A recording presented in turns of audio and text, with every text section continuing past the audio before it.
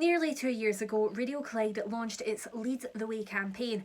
It came about after we submitted Freedom of Information requests to the NHS boards which cover Glasgow and the West.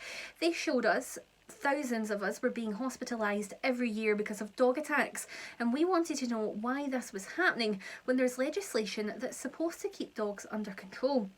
We took our findings to organisations across the country, including the Scottish SPCA, the Royal Mail and the Communications Workers Union. We also spoke to the Royal College of Surgeons, who told us about some of the horrific injuries they've seen. They all agreed that there was a massive issue, and dozens of you came forward to tell stories of how dog attacks have affected your lives. So we took your stories and the findings here to the Scottish Parliament and recounted them for Alex Neil. He's the MSP who originally introduced the Act, and he took the issue to his colleagues on the Public Audit and Post-Legislative Scrutiny Committee. Earlier this year, they launched an inquiry.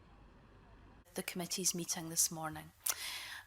Would any of our witnesses who have come to give evidence this morning perhaps like to go first and tell us? Perhaps Natalie, would you like to introduce a bit about your campaign, and then I'll ask our other witnesses to give evidence.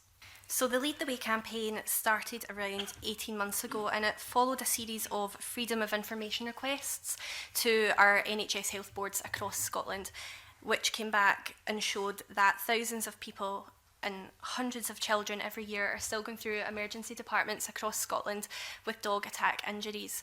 I have the figures for last year, which I believe are new to the committee. They weren't included in my written. And today they're publishing the findings of that inquiry. They've concluded that current laws are just not fit for purpose, and have even gone as far to say that this is a national crisis.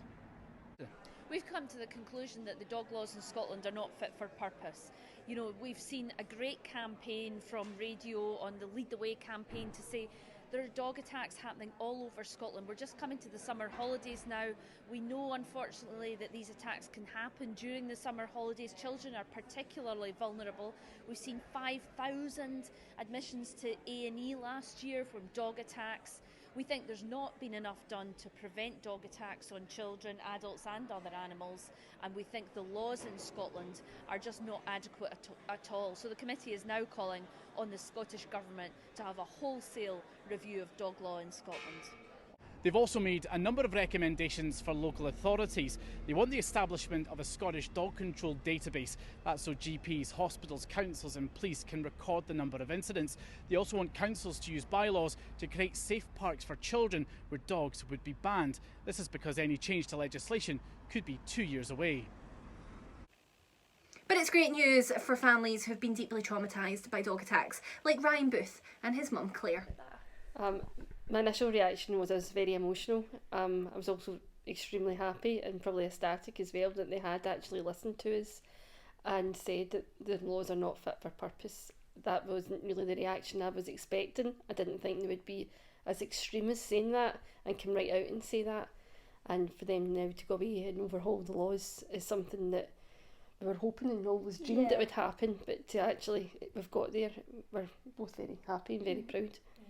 And Ryan, having been through everything that you've been through, like, how do you feel about it? I'm just really happy that it's happening, because when it happened, like, it was just like I had a big anxiety that, like, I knew it was okay, but it just, like, felt that I couldn't do it. But with the law coming, it was going to get far better.